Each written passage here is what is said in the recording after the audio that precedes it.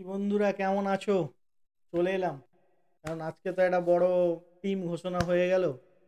মানে চ্যাম্পিয়ন্স ট্রফির টিম ঘোষণা হলো আজকে। তো অনেকজনের অনেক রকম আশা প্রত্যাশা ছিল যে ইন্ডিয়ার টিমের কি লাইন আপ হবে, 15 জনের টিম, কে খেলবে, কাকে বাদ দেবে, কাকে রাখা হবে। হাজারটা প্রশ্ন, হাজার রকমের ছিল। তবে শুরু করার আগে মেনলি বলে দিই যে অনেকজনেরই মন ভেঙে গেছে বা খারাপ লেগেছে করুণ নায়ারকে না নেওয়ার জন্য। কারণ সবাই বলছে যে করুণ নায়ারকে নেওয়া দরকার ছিল, সেটা নিয়ে পরে আমি বলছি। যাই হোক, এখন টিমের এতে আসি। যে ইন্ডিয়া টিম চ্যাম্পিয়ন্স ট্রফির জন্য ডিক্লেয়ার হয়েছে, সেখানে captain Rohit Sharma, vice captain Shubman Gill. খুবই খুশির খবর, 200 রান করেছিল তো ইন্ডিয়ার টিমের হয়ে, ওই জন্য ওকে হয়তো ভাইস ক্যাপ্টেনশিপ দেওয়া হলো। যাই হোক, এছাড়া আছে বিরাট কোহলি, শ্রেয়স আয়ার ভালো ফর্মে আছে, বিজয় হাজার ট্রফি, রঞ্জি ট্রফিতে ভালো খেলেছে। কে এল রাহুল, এটা একটা বড় কোশ্চেন, কে এল রাহুলকে নেওয়া না নেওয়া। যাই হোক, এটা নিয়ে তো পরবর্তী সময় বোঝা যাবে কে কীরকম খেলছে। হার্দিক পান্ডিয়া, অক্ষয় প্যাটেল, ওয়াশিংটন সুন্দর, কুলদীপ যাদব, জসপ্রীত বুমরা।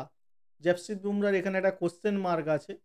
কারণ জসপ্রীত বুমরা খেলবে আপনার চ্যাম্পিয়ন্স ট্রফিতে, ইংল্যান্ড টিমে মনে হয় হর্ষিত রানাকে তার জায়গায় নেওয়া হয়েছে, তার চোট কিন্তু এখনো পর্যন্ত ফুললি রিকভার নয়, এটা একটা কোশ্চেন কিন্তু।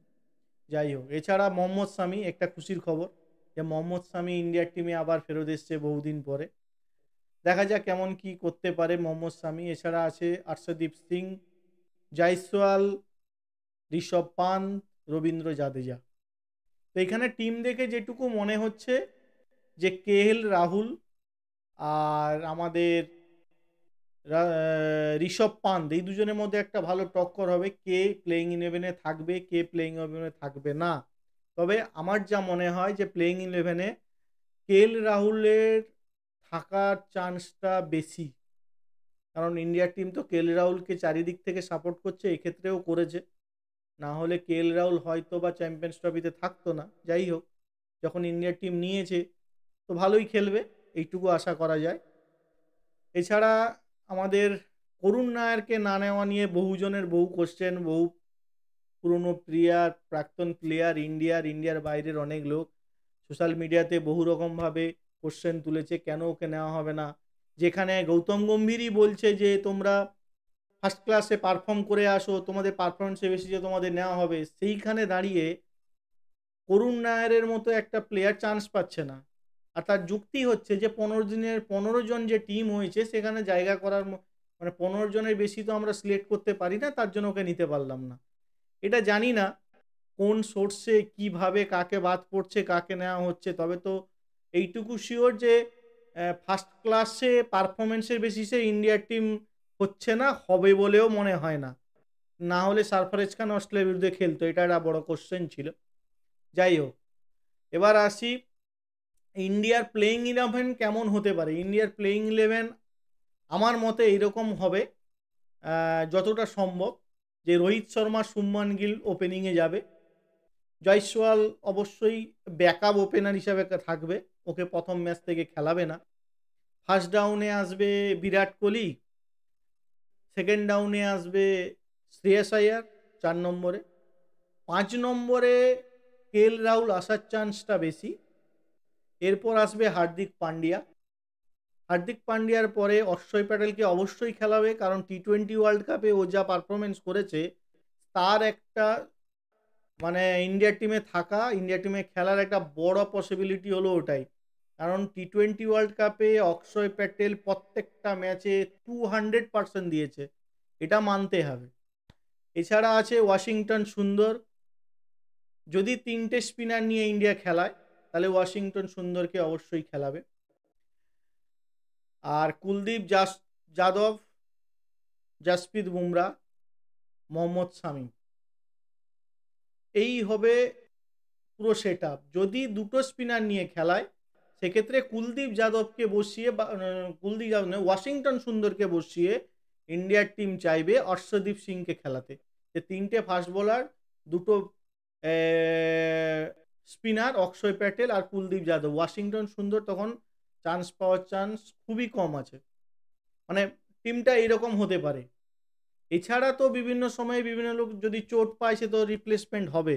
তবে আমার মনে হয় না ঋষভ পান্থ প্লেইং ইলেভেনের প্রথম থেকেই থাকবে, আমার মনে হয় না। কারণ কেএল রাহুলকে ব্যাকআপ উইকেট কিপার হিসাবে নিয়েছে, এটা মানা যায় না।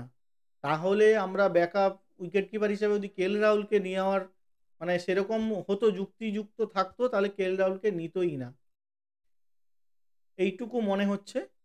এছাড়া রোহিত শর্মা, বিরাট কোহলি সবাই বলছে যে চ্যাম্পিয়ন্স ট্রফিতে ওদের ভাগ্য নির্ধারণ হবে, ওরা পরে খেলবে কি খেলবে না, হাজারো কোশ্চেন। কিন্তু এ বাবা, তোদের এত টেনশন কিসের?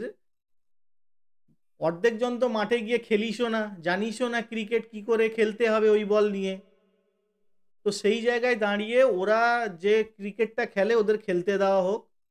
যে টিম ইন্ডিয়া বিসিসিআই ডিক্লেয়ার করেছে সেটাকে সবাই সাপোর্ট করো।